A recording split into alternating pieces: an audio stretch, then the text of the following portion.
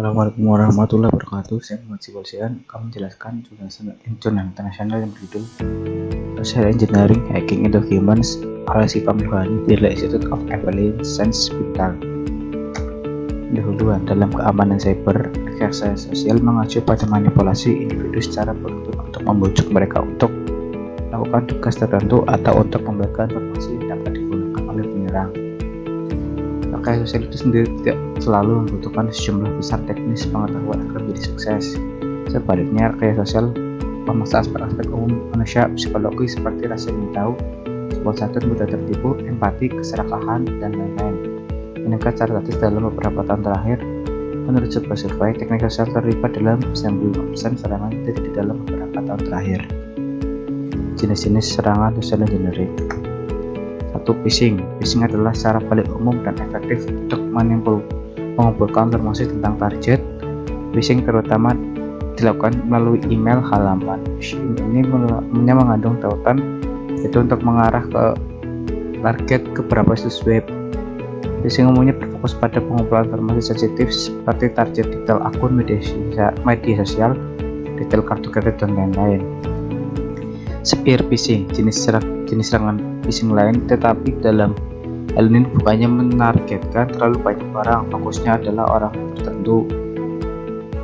Metode ini sangat sulit dibandingkan dengan yang normal serangan phishing. Dalam hal ini, peretas harus mendapatkan informasi lengkap tentang targetnya seperti miliknya, karakteristik, suka, tidak suka, dan lain-lain. Viking serupa dengan serangan phishing, tetapi dalam memberi umpan janji menyerang sesuatu sebagai gantinya. Sebagai contoh, peretas menyanyikan musik gratis, telepon, dan uang. Dan untuk mendapatkan target hanya harus masuk ke halaman atau harus berbagi informasi pribadi.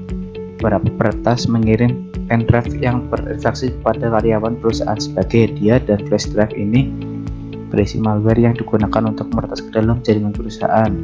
Yaitu biasanya dilakukan melalui email dan email. Watering hole attack. Dalam hal ini, penyerangan bukan langsung berhubungan dengan target. Penyerang melacak setiap situs web yang sering dikunjungi mangsanya. Sekarang, penyerang memilih situs web yang paling sering target kunjungan. Penyerang kemudian akan menemukan kerentanan di situs web ini seperti akses tercermin, disimpan di SSH, header host, dan lain-lain, dan sehingga penyerang dapat mengambil data rahasia dari targetnya. 5. Pretexting attack. Dalam serangan pretexting, penyerang membangun skenario fiksi di mana kemungkinan target memberikan informasi sensitifnya. Metode ini umumnya digunakan untuk mengelobi karyawan organisasi TI sehingga mereka memberikan informasi pribadi klien mereka seperti nama pengguna, kata sandi, pertanyaan kamu, dan lain-lain. Informasi ini dapat digunakan untuk membangun lebih lanjut, mempercayai hubungan dengan klien lain, dan kemudian digunakan untuk rekayasa sosial lebih lanjut. Quid pro quo. Serangan ini mirip dengan serangan SMS, tapi dalam hal ini penyerang bukan melakukan panggilan acak. Hubungi karyawan perusahaan IT untuk menyelesaikan masalah teknis apapun di sistem mereka dan jaringan.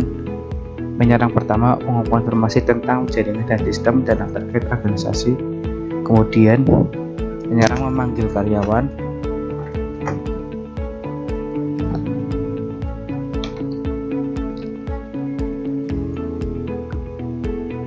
organisasi itu sebagai dukungan teknis, biaya pemeliharaan, keamanan, dan lain-lain. Sebagian besar karyawan percaya akan hal ini dan memberikannya informasi kepada penyerang. Bagaimana rekayasa sosial mempengaruhi kehidupan kita? Serangan rekayasa sosial saat ini merupakan salah satu serangan paling merusak pada organisasi TI manapun. Setidaknya 60% dari perusahaan IT adalah korban dari serangan rekayasa sosial pada tahun 2016 ini, dan ini terus meningkat pada 2017. Kebocoran data sensitif perusahaan IT dan penggunanya adalah satu dari ancaman terbesar terhadap rekayasa sosial. Tindakan dan pencegahannya. 1. Gunakan kata sandi yang kuat. Menggunakan kata sandi yang kuat adalah salah satu cara untuk mencegah sosial serangan teknik. Kata sandi yang kuat harus mengandung kombinasi huruf besar atau kecil, angka, dan kabar khusus. Menggunakan pertanyaan keamanan. Menggunakan kata sandi yang kuat adalah 2. Menggunakan autentikasi dua faktor. Banyak situs media sosial seperti Facebook, Instagram, WhatsApp, dan lain menggunakan autentikasi dua faktor untuk melindungi pengguna mereka dari peretasan. 4. Keluar akun saat Anda selesai. Keluar akun benar-benar penting sebagai jahat peretas. 4. Memanfaatkan cookie yang disimpan di browser untuk mengakses akun media sosial Anda. Kesimpulan, social engineering terbukti menjadi salah satu yang paling berbahaya pasca peretasan dan pengumpulan informasi, juga karena kurangnya pengetahuan dan kesadaran. Teori rekayasa sosial berkembang dari hari ke hari. Kesimpulannya adalah bahwa tidak mungkin untuk mengandalkan sosial serangan teknik karena tidak ada patch untuk kerendahan manusia. Mendidik orang tentang rekayasa sosial dan efek sampingnya tentu saja dapat mengurangi serangan semacam ini, tapi tidak bisa sepenuhnya dicegah. Thank you. Assalamualaikum warahmatullahi wabarakatuh.